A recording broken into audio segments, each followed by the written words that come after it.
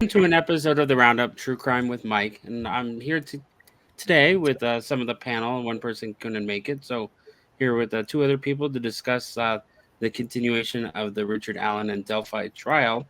Wanted to go over what happened on Friday, Saturday, and today. So, who wants to go with what happened on Friday? I'll let you get us started, Anna.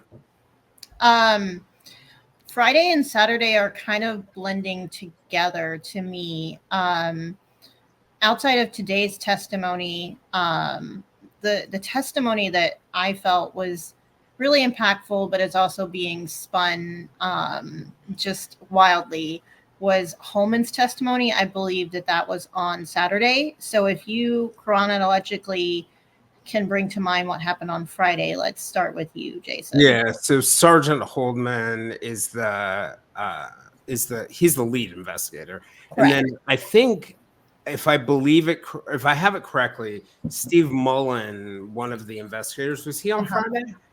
Maybe, yes, yeah. I think so. He was on Friday.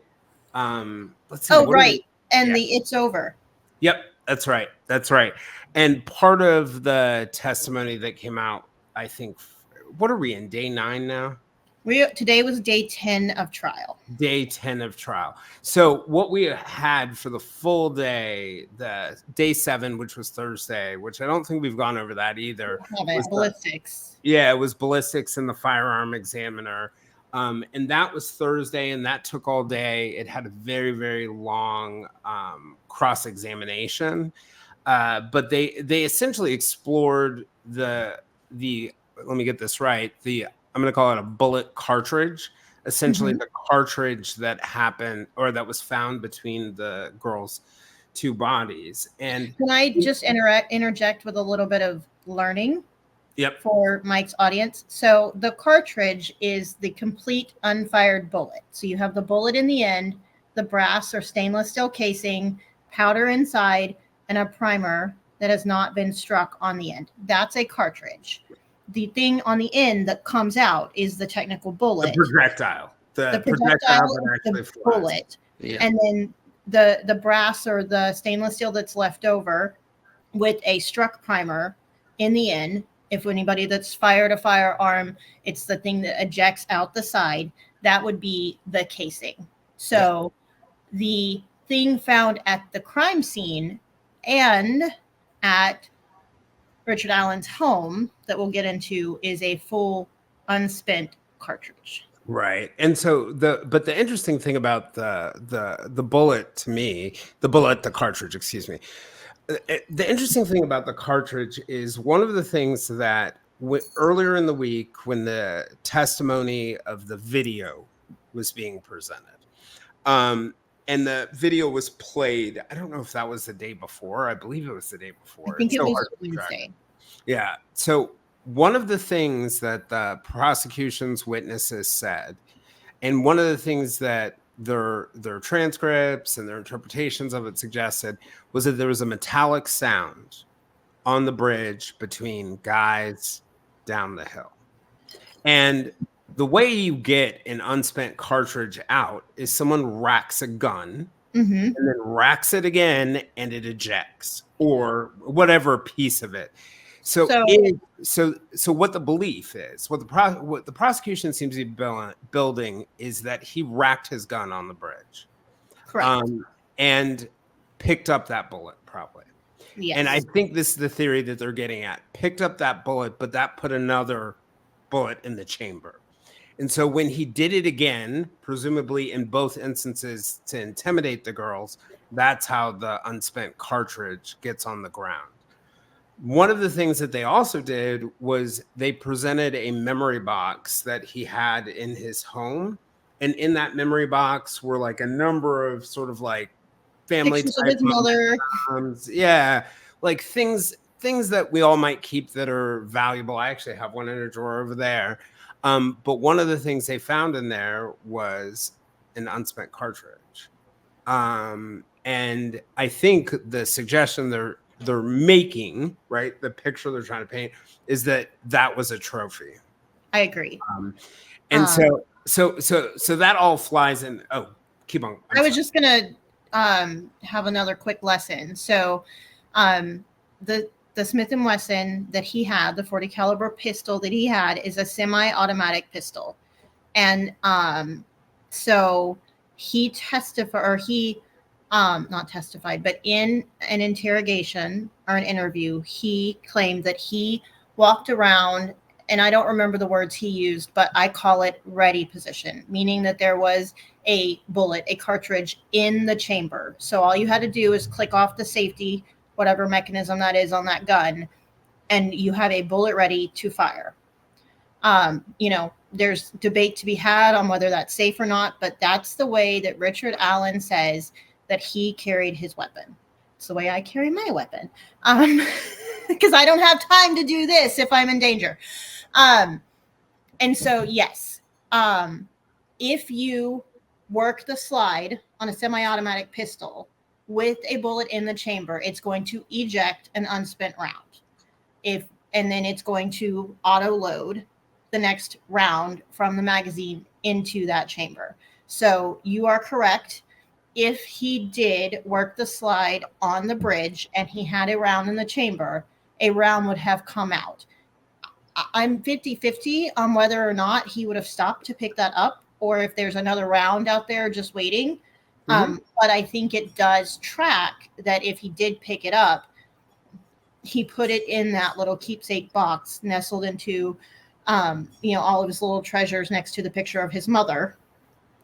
And he has saved it all these years, because I can imagine some households that I've known or been in my life where you might find a random bullet just laying around, but it's not common.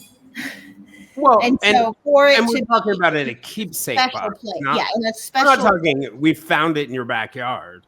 Yeah, well, like the junk drawer in the kitchen, or maybe the bowl that he keeps his keys and stuff in, or whatever. Maybe that's normal, but in a special keepsake box that's filled with tiny little treasures, it's suspicious at least. Yeah, maybe it's benign. So anyways, if he did that on the bridge to gain control and intimidate them and then picked it up, odds are better than good that might be the bullet. And then further down the hill at the crime scene, if he did it again, inadvertently, meaning he's fumbling with the gun because he's nervous and he's rushing, or in order to try and control the girls and instill more fear, I could see where the bullet comes out, it's leaf litter, he steps on it because it was found point down. Yeah, and buried in the dirt.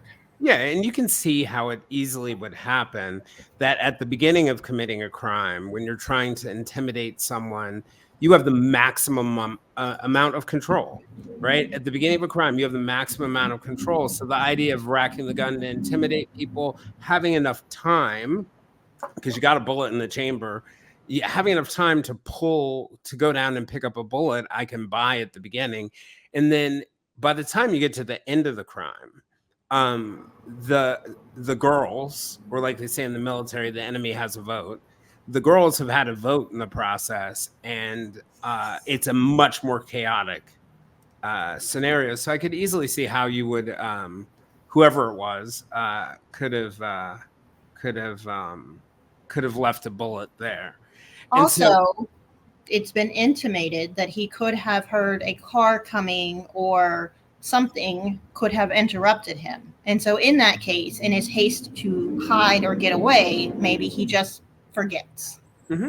I think from where that spot is, where the actual murder scene to the bottom of the bridge is, my guess is if you heard a car over there, it wouldn't be much concern. Where it would really be a concern is at the base of the bridge. And that may explain how they all got across the water. Where they were, where the bodies were found, if someone was, for example, driving on that access road, hypothetically, probably wouldn't be that much of a threat to you. But if it was as you were going down, it would be an enormous one. And I can see how that could lead to people running across and getting to the spot that they're at. But then again, when you're murdering people, it's easy to get spooked, I imagine. Haven't done it, but I can easily see how, or at least not that I'm going to admit to on a YouTube channel. But but so then, so after the bullet evidence, on what must have been, I guess. Well, one more thing on the ballistics, just to try and dispel rumors that have grown over the pendency of this case. She did test several firearms and firearm pieces that were pulled out of the Wabash River. A few years back, there was this big to-do about Keegan Kline and his dad in the Wabash River, and they searched the river, and of the ones that were able to be tested because they were still in good enough shape, none of them matched the bullets from Richard Allen's firearm. But the one thing we do have to clear up, this is not, I mean, I guess it will come down to it. This is not a normal ballistics testing, as I understand it. And correct. I guess it's there's tool marks. So getting back to the normal, how they test normally ballistics is you find the gun, you shoot it into some type of plaster or some type of whatever gel. And and you can then see the marks on the bullet that was fired, and you compare it to the actual bullet, the projectile that was found wherever it is in a body or whatever. But that was not the case here, because but she had, and I didn't hear it. Well, but I think, so Mike, this was one thing before you go. So when you're doing your normal ballistics testing, you're not just matching; you're matching it to the casing primarily that comes off the bullet as it fires. So it's not the thing that's in not the person. quite. But it's a mix though, right? Because you've got the firing pin, unique mark on the back of the and the ejector that does it, and then when the bullet is going through the chamber, right, you can also get different marks. Some are striations, some are other kinds of marks, but you can different marks. So when you have normal ballistics testing, there are multiple things you're looking at. You're looking at the casing mark from being hit by the pin. You're looking at the ejector marks. You're looking at the rifling from the barrel. When you just eject a bullet, you have the ejector marks primarily.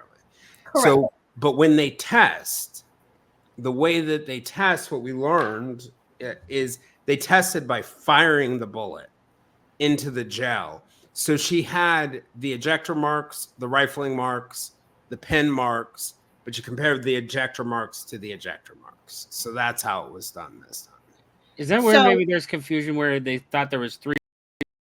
Somebody had told me that there would have been 3 ejections on that cartridge. Was that wrong? I missed it. I'm not sure. I never saw that, but here's some more gun lessons. Can you guys tell that I know guns and I was raised with guns? So the firing pin, so in a bullet, I wish I grabbed one to show you guys a little show and tell, but the end of the bullet, the little round thing at the end of the case, is the primer. So the firing pin is going to hit that primer, and it's going to leave a mark. And so if there is a defect on the firing pin, or maybe the firing pin is a little off center, it's going to be unique to that gun. Not always, but sometimes. But the ejector marks, while they might be similar, if you had 50 40 caliber weapons that were made in that factory on that same day, they're going to all have similar ejector marks. But as you use that weapon, as you carry that weapon, you don't even have to fire the weapon, but as you cycle rounds through it, it's going to wear in different ways than the guns that were made just before and just after it. And so it's going to, it's going to continually get more and more unique to that gun. And what I took away from the testimony was that it's very different for the barrel of the gun. And because they even had people come on talking about the quality control and how guns are manufactured in the plant, in a video of that. But the basic takeaway is that there's certain parts of a gun that are going to be much more similar. And there's certain guns where the tolerance for difference is much wider. And one of the points they're making is you get very different ejector marks.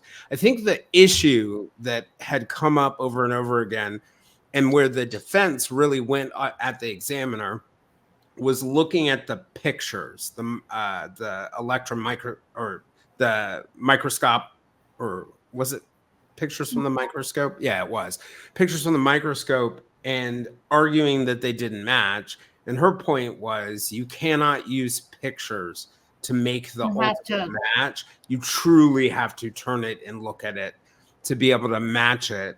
And, the point that I think she was making is, it's not an exact science, that you're not going to get an exact answer, but you're looking for significant similarities that you wouldn't normally see with other weapons. So the question then would be is that if I guess the defense will have to come in and try and find their own expert witness on their defense part of the case to say. Well, they've lost their expert. Well, they lost their metallurgist, but I do believe they still have a ballistics expert. Did they? I thought that's I could be wrong. I believe that is the only person they had lined up at that point. They may be trying to get somebody else, but so they had a guy named Tobin who was a metallurgist. He was not a ballistics expert, and he was going to come on and say some sciencey stuff about the way that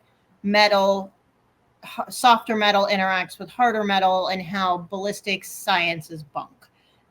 And I think he's an idiot, because anybody who has ever hit a nail head with a hammer, you take a brand new hammer, it's got the little waffle print on it, and you whack a nail head, you can see the waffle print on the nail head. Harder metal leaves marks on softer metals. And cartridges, the cases, 90% of the time are brass, which is an incredibly soft metal. Well, I think the argument against ballistics has a lot less to do with, like, can it be used or can it be useful? It involves the language that we use around it. Like, is it? And that's why I keep interjecting facts about NIST has done the National Institutes of Standards and Technology has done some great work in metallurgy around ballistics. And they basically said, hey, this is legit, except for your language about it is not legit. Your language in terms of accuracy of it. But what we do know is, when organizations like the ATF have ballistics evidence and they have a videotape, the gun, same gun. So, it's probably pretty reliable, but I think it's about what the examiner says in court. Well, and I want to say it was our friends at the prosecutors, but it could have also been our friends at Murder Sheet. Both awesome pods. Everybody should go check them out after watching Mike's YouTube, and then listen to Jason's podcast as well. I have no independent podcast. I can't pitch myself right now. But one or the both of them had said that in the past, ballistics experts would get on the stand and be very definitive in the way they spoke, which is similar to what you're saying, Jason, around the language.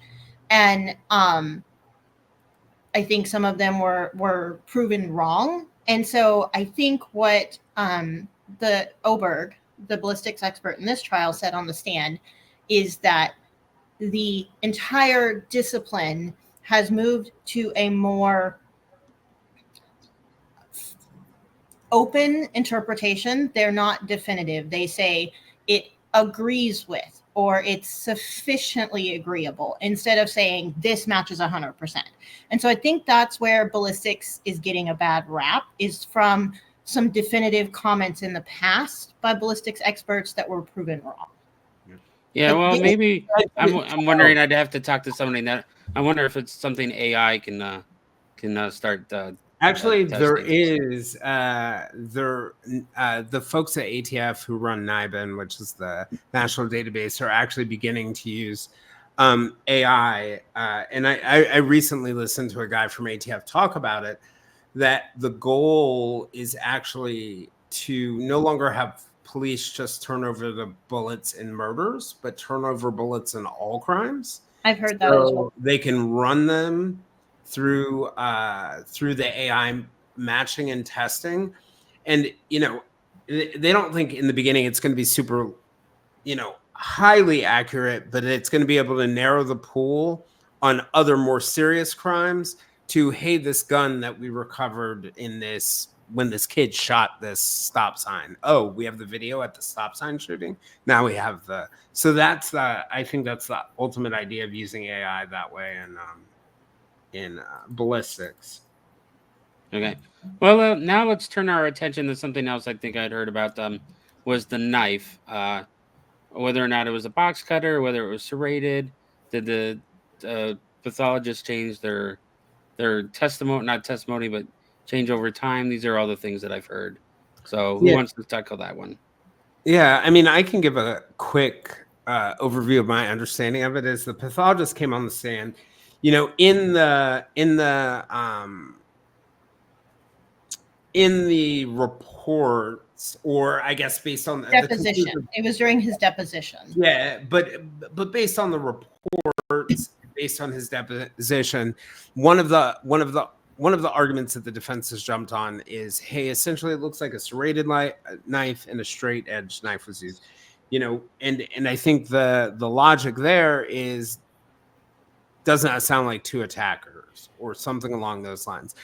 Well, the pathologist got on the stand, and it was really, really interesting because they were going through marks on one of the girls, and there was a bit of a bruising type mark, where let's say it could have in theory been a serrated edge, but as the pathologist is on the stand, he's looking at it as, you know, another thing that could have created that, or a thing more likely to have created that was a box cutter, which was exactly what the defense did not want to elicit from him. But essentially, they're very, up until that point, relatively good cross-examination had them bring up the box cutter, which is the weapon that the prosecution says that Richard Allen said he disposed of after using it in one of his confessions. So the prosecution didn't bring that out. The defense actually brought that out in their cross-examination. Yeah, I believe they asked, was it one blade or two? And that's kind of what started it. And then the defense basically attacked the man on the stand and accused him of lying to fit the state's case. Well, at that point, you don't have many other options.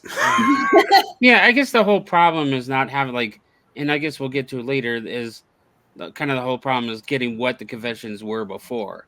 Like, we have to take it as there were 9-person hearsay instead of I mean, I really think we're going to hear confessions before the end of the week. Oh yeah. Yeah. So, well, I mean, we got, and we're gonna be lit next week when we do. I mean, we're past I wouldn't be surprised if we started hearing confessions tomorrow. I mean, we're past proof of life, we're past proof of death, we're past his immediate interviews afterwards, we're past the medical examiner. This prosecution is not they are not doing a flabby case. There are plenty of things that they have on Richard Allen that they could use to sort of smear and muck him up. They're not using any of that stuff. They're playing this very straight.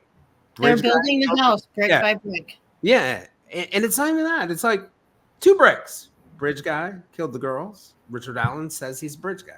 That's it. Yeah. And so I wouldn't be surprised if we saw a relatively quick prosecution wrap to their case. Yeah, I think, mean, there might be a little bit more science/investigation testimony just to really shore up. I don't know that there's a lot of loose ends, but I think Wednesday at the latest, we start hearing about 60 confessions will get you far. Yeah. So, Mike, are we ready to talk about Saturday's testimony with Lieutenant Holman? Because I am sitting on go here. Okay, go ahead. So, Lieutenant Holman, lead investigator, is it lieutenant or sergeant? He's a sergeant now, right? I believe he's promoted to a lieutenant, but he was a sergeant at the time. Okay. Yeah, lieutenant is higher than sergeant. Okay. I think I knew that. Brain fart. My bad. My apologies to him and his family. All right, now you're being Anya and Kevin. Actually, that was Kevin. But all right, so he did most of the interrogation/interviews with Richard Allen, and he has received so much hate over time. And yes, the Reed technique for interviewing can be problematic. A lot of trials that I watch, there will be investigators that say, I use a modified Reed technique, or, I used to use a Reed technique, but I found that these other techniques work for me. You might want to define the Reed technique. And the Reed technique, I don't know all the ins and outs, but it's basically you're allowed to lie to them and tell them that you have more than you have. You want to build rapport to start, but you're also allowed to get under their skin. In fact, you want to get under their skin. I don't think I was going to do a read with my friend on it. We'll have to get into it because that's not what I really understand. I think that's just interrogation anyways.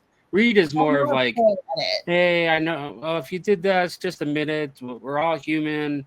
Just tell us what happened, and we'll go solve. Like those are like you build rapport, and then you just say, hey, we're all flawed. We'd understand if you did it and why. So, and that's kind of like so the whole purpose of the Reed technique, and this came out of Chicago in the 1950s and 1960s, and you should stop right there. But the whole purpose of it is to create a really high pressure environment for the person being interviewed. So what you do is you alternate between aggressive behavior and followed by sympathy and understanding and willingness to help. And the whole idea is you like put them on this yo-yo back and forth until they essentially give it up. The problem with the Reed technique is that it has been shown by study after study after study to lead to an unacceptably high rate of false confessions.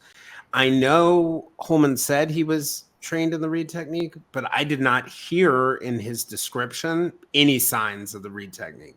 What I heard was simply he matched the presentation. And I, as a journalist, I completely get this. As a podcaster who does interviews, I get it. When I'm doing an interview with someone, I match their tempo, their pace. If they are using rough language, I will get into the mud with them. If they are talking like the Queen of England, I will engage that way. It's not about being fake, but it's about that's how you get to the point of sort of intimacy with someone. And actually, in fact, the other problem too is if someone is being too aggressive in an interrogation, which is very different than an interview, you run the risk of the person being interviewed dominating you. A great example of that is to go travel to Kentucky and listen to the interrogation of the police officer in the Bardstown trials, where he owned the polygraph examiner and he owned the interrogator. So what Holman was really describing was, as Richard Allen became frustrated, he became frustrated. As Richard Allen started to curse, he started to curse. So it was really just mirroring that he was really correct. And I don't, like I said, because of what you said, the Reed technique has been proven to have elicited some false confessions. People will say whatever they can to get out of it. It's improving, and people are moving away from it. Yep. And I know Holman mentioned that he had been trained in it, but what we heard was not it. Okay, I'll buy it. Just in general, the police are a coercive body just in general because of what they can do. So it's kind of like no matter what type of investigation that they kind of use, people are gonna do things they want to hear. So I mean, but they carry the whole problem is and a gun and an ability to take your rights away instantly. Generally, they're pretty intimidating off the gate. So the things that I really wanted to point out from Holman's testimony, he admitted that he did tell some fibs to Richard Allen during that October 26th interview. Richard Allen showed up thinking that he was going to pick up his car. Holman said, hey, can we chat for a little while? And he did tell him some fibs along the lines of, we can tie you to this, when he didn't have everything he needed. He did have the ballistics evidence by that point. And so they knew that Richard Allen's gun matched. But here are the important facts for building this tiny brick house that the prosecution's building.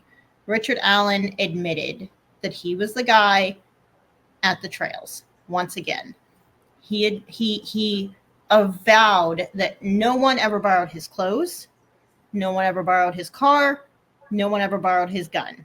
And by the way, pro tip, everyone, if the cops ever ask you whether someone borrowed your computer, your gun, your clothes, tell them everyone borrows it. Property. Don't even know where it is. It's communal property. Yes. I leave it outside sometimes and just let the kids grab it. So those were important key facts that Richard Allen back in 2017 said he was there. And then again in October of 2022, right? Yes. Yep. Said, I'm sorry, the days are all blending together. Said once again, yes, I was the one that told Dan Doolin I was on the trails that day. Now, he's also saying it wasn't me and I couldn't have done it, et cetera, et cetera. But he admits he was there. He reiterates he was there. He admits that his clothes match the sketch or match the picture. But he says, well, nobody ever borrows my clothes. His car matches the one caught on video minutes before the phones stopped moving, et cetera, et cetera. He says, nobody ever uses my car. No. The car was caught later. The car, I'm not later.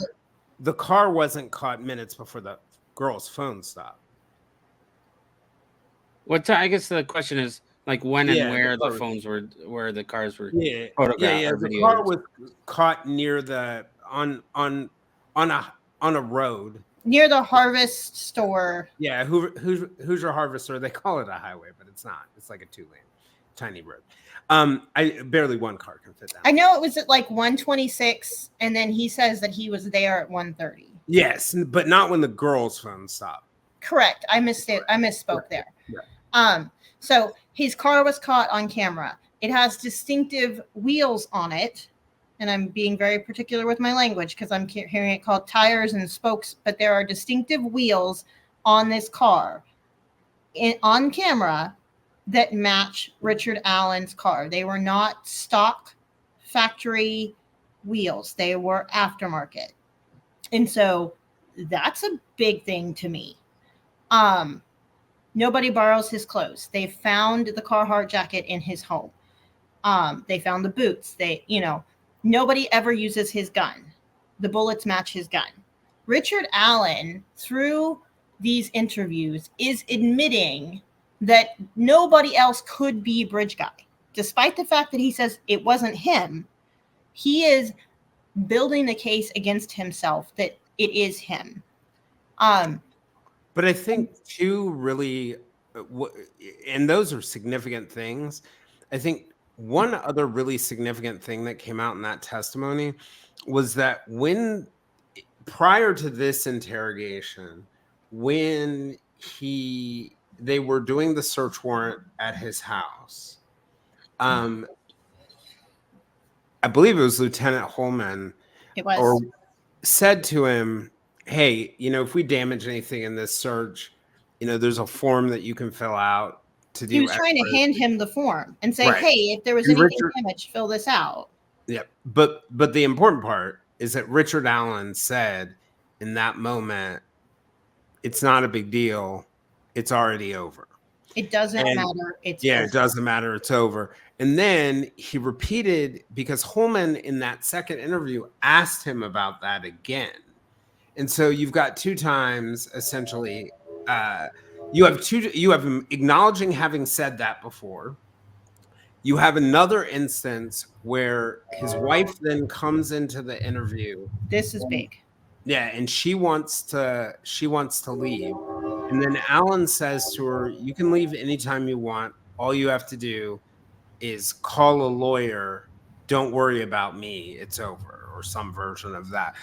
So you've got him constantly saying that. Now, later he says that what he meant by over was simply that his neighbors and friends knew that he was being searched and it was related to the case. But those are like two additional incriminating elements of it that I think will stick in the jury's head as well. That he was very, because when it would be one thing if he hadn't confessed, as we know, 60 some odd times afterwards, but I think those statements are going to be looked at a different light when they hear the confession. And I picked up on something real quick, Mike. I picked up on something re-listening to other coverage, that there were confessions or incriminating statements made at Cass County. He's only been at Cass County for a couple of months. And I didn't pick up on that the first couple of times that I heard it, but I think that's significant as well. And I really am interested in hearing where that came from. But it certainly feels like it was before, during, and after that he was consistently. And so another thing that and this is where the defense really went at Holman on the cross, it appears, is, the prosecution laid out, hey, the door was open. He was told multiple times he was free to leave. And so I think they were trying to demonstrate that they were not. It was custodial. They were trying to get around possible Miranda issues. But not only that, it was not. But there are two things, right? There's the Miranda issue because the videotape was not running at the beginning when he was reminded of his Miranda rights. But there's also this second potential argument you could be getting from the defense, which is, which you did get in the cross, that Holman was intimidating. He freaked out. You can't rely on what he said there. It ties very much into their only attack on the confessions, that he was mentally unstable. He had talked in the conversation. Holman said that he wasn't showing any signs of mental instability, but in the conversation, he talked about having anxiety and depression. So I think, and what the defense tried to do with Holman on cross was essentially prove that you were intimidating him. He was a big bully. Like he couldn't leave. You were being a bully. We can't really trust what was said in that interview. But then Richard Allen telling his wife, all I have to do is ask for a lawyer. Don't worry about me. It just really buries that argument. Yeah, but I guess the whole problem is, I guess we got to hear all these confessions, because unfortunately, I've never heard anything that's a detailed confession yet. That nobody has. No one's heard any confessions. So there's been no, I hate to go back to Adnan where Jay says, well, here was the hole. She was wearing this.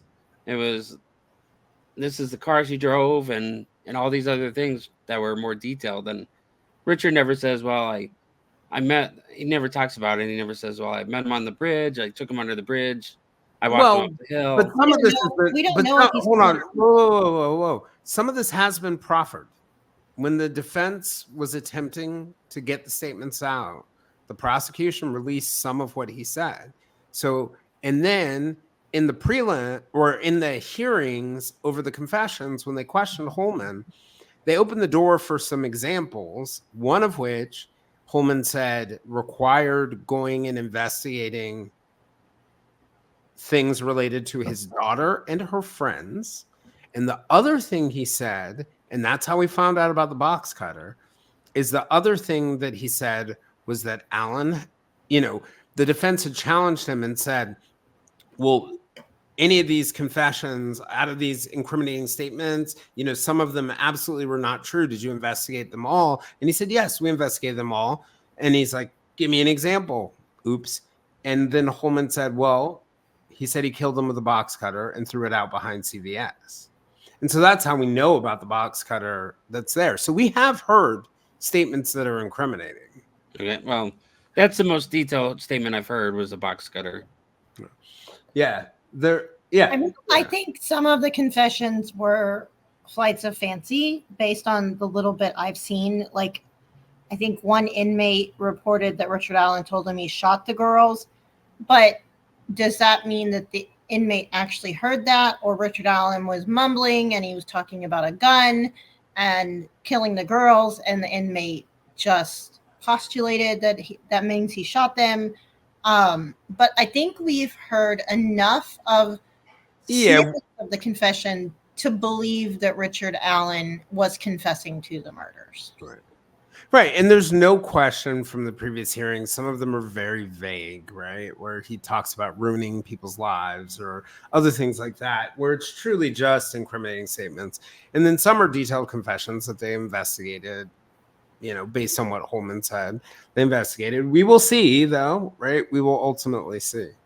I think that the most important takeaway from Holman's testimony on Saturday is that Richard Allen verbalized that he knew he was free to leave. I think that takes away any sting from any punches the defense can throw about it being a custodial interview. Well, but I think there are two things. There's the legal issue of whether it's a custodial interview, which is not a matter for the jury. That's not for the jury to decide at all. And that, that's in the record, that's on the record. But I think that the real point of hammering that stuff home was to kind of undercut what is going to be the defense's argument about his mental state. And I think you nailed it, Anna, on the real point that even after the defense intervened in April of last year, after he was examined by psychiatrists because he was showing mental health problems, the psychiatrist determined that he was safe and that he was of sound mind from a medical perspective, right? Yes. Not legal perspective. Or physical. I think we know he physically was not doing well for a while. That you can extrapolate from that the confessions from the witnesses related to confessions, that there are jailers on that list who only worked with him within the last few months. I think so. Okay. So let's finish up, or let's tackle the DNA from today. Today. Let's go. Who wants to talk about that? So what reporting we're getting on this comes in trickles, and you have to weed through to just really make it silly. You have to kiss a lot of frogs before you find your prints to get good information. And I think over the last few weeks, I've really kind of honed in on trying to find through Facebook or Twitter, X, whatever you want to call it. Elon, change it back. People that I can trust their reporting. It's no fluff. It's no bias. And so what I found today is, I'm not even going to attempt the woman's name because I will butcher it. It started with a B. DNA expert. Her name starts with a B. Bovinsky, maybe? I could be wrong. She tested literally everything. Now, we can quibble over the sticks that were found on top of the girls' bodies. They were picked up several days later. Could they have yielded results if they were picked up sooner and out of the weather quicker? But she did test them, and she did find DNA on them. But the DNA in almost every instance was not sufficient to match to anyone. And that is the key. That is the important distinction here. Not that it was not Richard Allen's DNA, that it was not sufficient to say it was anyone's DNA, except for the fact that it was a male DNA. There was male DNA found under both girls' fingernails. There was male DNA found on both girls' bodies in mildly or extremely intimate places. There was DNA found on the sticks at the crime scene. She also tested items that were recovered from Richard Allen's home. There was no DNA that tied Richard Allen to Libby and Abby found in his car, on the Carhartt, on his boots, anything else that they got. And I'm seeing all of the pro-innocence people spin this as Richard Allen wasn't there, it can't be him. But what's missing from their argument is they can't prove it was anyone. Both girls, Abby not so much, but Libby lived with males in her home. Her clothes were laundered with those males. Her clothes were folded with those males. So it could be a male relative's DNA. If it was on the sticks, who knows? It could have been a man that picked him up and moved him out of his walking path 3 days before the girls were murdered. So I think it's important to say, although it cannot definitively rule in Richard Allen, it also cannot rule out Richard Allen. All they can say is that there were male DNA mixtures found in various places on the girls and at the crime scene. And then on Richard Allen's belongings that were tested and no DNA from Abby or Libby was found, it was a Carhartt jacket. How many times was that jacket laundered in the 5 years between murders and him being arrested? His car, how many times was it detailed? DNA doesn't last forever. So I think it's an important thing. And I also don't think the prosecution is actually arguing that's the same jacket.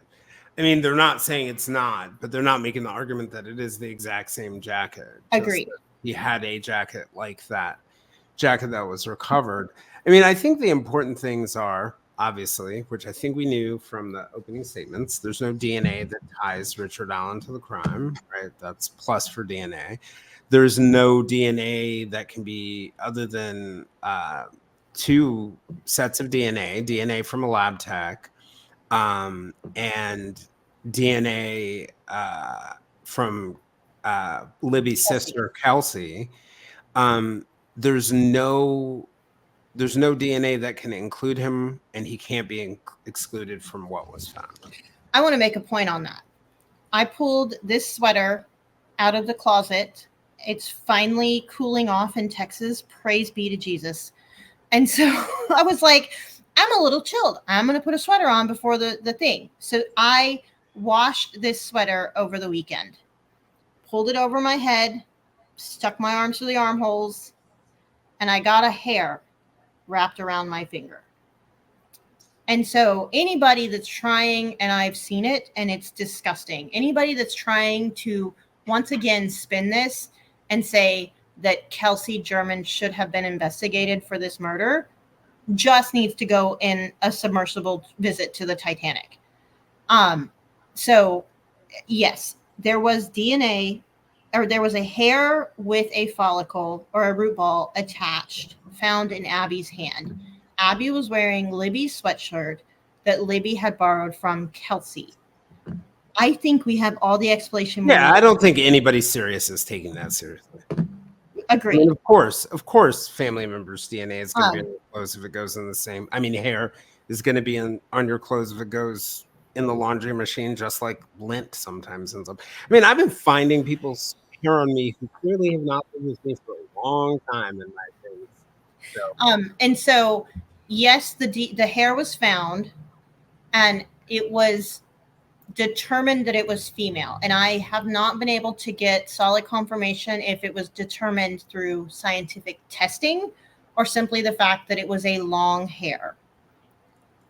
In 2017, they determined it was female hair in some way, shape, or form, and decided that they didn't need to test it further. Recently, they went ahead and tested it, and it has been confirmed that it's Kelsey Siebert, formerly German's hair. To be fair, that is something the police should have looked into the first time. DNA testing is expensive. DNA testing is expensive, and Delphi, Carroll County, they're not rolling in money. And you still need to exclude people, though. I get it, but I have a ton of grace for a small town. Well, I mean, I think organization that says, "Hey, this is obviously somebody has told them this is a female hair." And you can't make assumptions when you're investigating. Like, there could have been some relationship that we didn't know about, they didn't know about, and you have to. Well, I mean, I think the simple example of why you should test it, you can see in the Long Island serial killer case.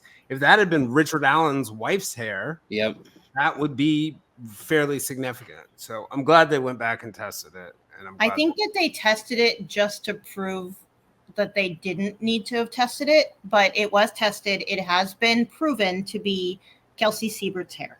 Well, I'm sure the reason why they tested it was to walk into court simply saying that you have female DNA in her hand is it's a hole that the defense could drive a truck through. I agree. And yes, the reason I have grace for them is because this was a huge investigation. They were calling in all kinds of outside agencies. They were literally hemorrhaging money.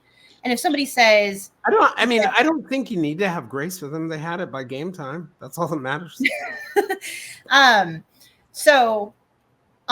Yes, the DNA is inconclusive. There are no bombshells in the DNA, despite what some pro-innocence people might want to spin it as. The outside chitter chatter among those people, I don't think it matters. I think the only thing that matters right now is what's in the courtroom, and the DNA is not going to hurt or help Richard Allen. Right. If anything, yeah, it's like maybe a toss-up. Probably not even. I think it's zero-sum total. Well, I think it helps the prosecution depending on what defense Richard Allen puts up, right? And I think it helps the defense in that his is not there, but it really will have a lot. Who it benefits most has a lot to do with what the defense does. Mike, before you wrap up, can I and Anna? We have one more witness, but can we throw a shout out to Kathy Shank? Yes, that woman. Okay, I don't know. Okay, so Kathy Shank worked for CPS, I believe, or some government agency. I don't want to misspoke. She worked for some government agency for basically the bulk of her lifetime. She retired. She was on vacation when the girls went missing and were found murdered. And then she comes back home and sees all of this, and she just has it on her heart. She goes and she volunteers to help the police department. And her job was basically sorting paper. It was sorting tips, filing them, categorizing them. It was a thankless job, and she did it. I think there was something between 10 and 20 bankers' boxes full of tips that she had sorted and categorized, and then later on digitized all of them. So on September 21st of 2022, she was working on the digitizing of the tips, and she came across this tip that was labeled Richard Allen. It's been reported as either white land or white man, and I was lazy. I could have quickly Googled what Richard Allen was. Whiteman? Okay. Yep. It was labeled Richard Allen Whiteman. Richard Allen had called the tip line and said, hey, I was on the trails that day, and he gave them information. And the tip line volunteer or individual, I don't know if it was a volunteer, the individual who took that tip wrote his name down as Richard Allen Whiteman. That tip was then dispatched to Dan Doolin, the conservation officer, to follow up on.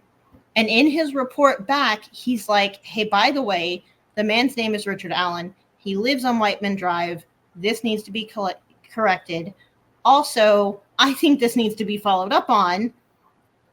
And it was lost. It was lost in the shuffle. We don't know whose finger, what finger to point at what person, on why it was lost. It was never followed up on. But later in 2022, Kathy, God love her. Kathy Allen, who's Richard Allen's wife. Yeah. No, Shank. Oh, Shank. Oh, okay. She's going through these tips, and she finds this one, and she takes it to Tony Liggett and says, hey, this is a little hinky. I think somebody needs to look at this. I can't find where it was ever followed up on. And it's kind of crazy. And so she's on the stand, and they ask her, I'm getting choked up. They ask her, why do you know what day it was? And she said, it was my late husband's birthday. Yeah. So she found the tip that cracked this case open on her late husband's birthday. And I don't know if she said it on the stand or later, but she has said that she believes he led her to that tip on that day. Yeah, that's just one of the most poignant moments. Also, like the example that you mentioned when we were off camera about Libby and the tear. Right. That's the last witness that we need to go over. You ready to do that, Mike? Do you have more Yeah, questions? no, I don't have any more. Let's So Cicero, and I'm sorry, I don't remember his first name because every time I hear his name, I think Pete, and I believe that's incorrect. But Cicero was a crime scene analyst at the time, and he was a specialist in blood evidence, blood patterns, blood spatter, however you want to say it. That was his jam. That's what he was good at. And so he was asked to come in and examine that. And he said that this is heartbreaking testimony. It appeared that Libby had been sat up at some point and then moved before her final resting place. There's all kinds of speculation we can take from that, whether she sat herself up or the killer set her up and then moved her. We don't know. But there was evidence of that. The muddy or the rune on the tree that we've all heard about that was supposed to match the Odinist runes. He testified to that and explained to the jury how that is transfer from Libby bleeding and leaning against the tree. And the most heartbreaking testimony that we have heard in days, the families, the crime scene photos, all of that was horrendous. But it's been kind of bland and procedural up to this point. He said that it appeared that Libby was crying after she was wounded because there was a mixture of tears, but I don't think tears were the word he used, but a mixture of a liquid and blood that went from Libby's eye down her cheek. And we do, by the way, know from the crime scene photos that the most likely thing that happened is, and it makes sense because when you stab somebody from the back, like if you cut somebody from the back, all you really need is a hand to steady them in their arm. But when you cut someone from the front, unless it's multiple people, you need a hard surface behind you if you're going to cut someone's throat. And so we know that was probably against the tree or really against the tree because the blood was found on the tree. I think he testified in pretrial that he thought it was Libby's arm leaning against the tree. That she had been cut. But the point is, you can't cut someone's throat from the front unless there's something steadying them. It won't work. Yeah, you can from behind. Right. And so either one of two things happened. She goes down right there because she's getting attacked from behind, or she's attacked against the tree, but either way she doesn't make it off the tree.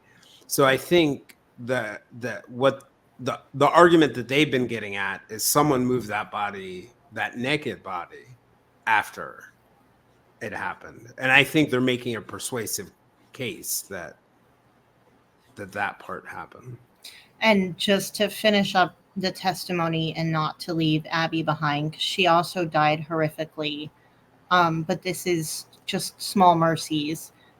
He testified based on the blood evidence that it appears that Abby did not move or did not in any way. So she didn't reach up with her hands to grab her wound, that when she was cut and went down where she was, that was it.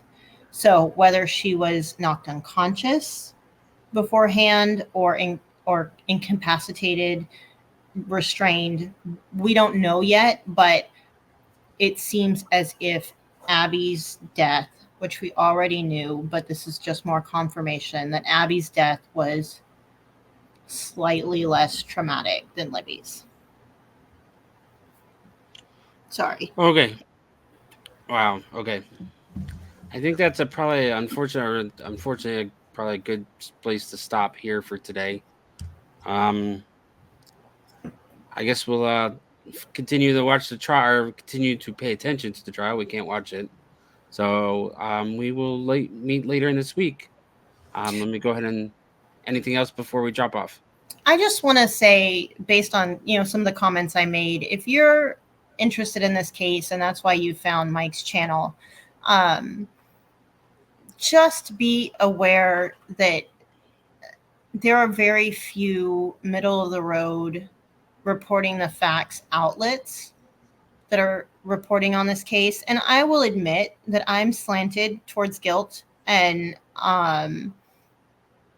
so fact check me, but just be aware and look for multiple sources before you believe anything that you hear, whether it's on this YouTube channel or another one, or Facebook or X or any other social media that I'm too old to know exists. TikTok, I don't TikTok. But just don't read the first thing that you see and believe it. Yeah, read multiple sources, I always say. Like, consume as much as you can, see it from different angles. Because I don't worry about the media coverage in terms of the outcome of the trial, but where I do worry about it is just our trust, our ultimate trust in the verdict and our trust in the justice system. Yeah. So, all right, Mike. Okay. Thank you. I will see you guys later. Hang out for one more minute. Are awesome. Okay.